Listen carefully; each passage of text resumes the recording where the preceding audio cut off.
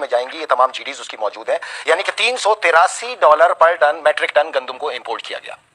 अब चलें पहले गंदम की क्वालिटी देखते हैं। गंदम की क्वालिटी है जो आप यहाँ शिप लग रहे हैं, जैसे कि अब 18 तारीख को शिप लगेगा बर्थ नंबर 11 केपीटी के ऊपर यूक्रेन का। ये देखें, ये है गंदम जो आप कह रही है ना, ये दिखाएंगे करके दिखा दें जरा, ये दिखाएं इनको, ये गंदम है जो आपने इंपोर्ट की है। इंपोर्ट जो की है, ये इंपोर्ट की है $383 पर टन पे। ये यूक्रेन के अंदर और रशिया में इस गंदम को आग लगाई गई इंसेक्ट्स की वजह से। इसके अंदर बैक्टीरिया था, इसको आग लगाने के बजाय एक्वायर किया गया $20 पर टन के ऊपर। ये मुझे जरा शॉपर दें जो आप दिखा रहे थे इसका। ये गंदम ये हमने डायरेक्ट यहाँ से हासिल किया है, आज से यूक्रेन वाली यूक्रेन गंदम है।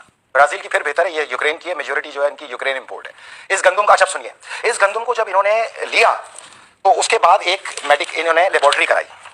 ये है उसकी लेबोरेटरी रिपोर्ट।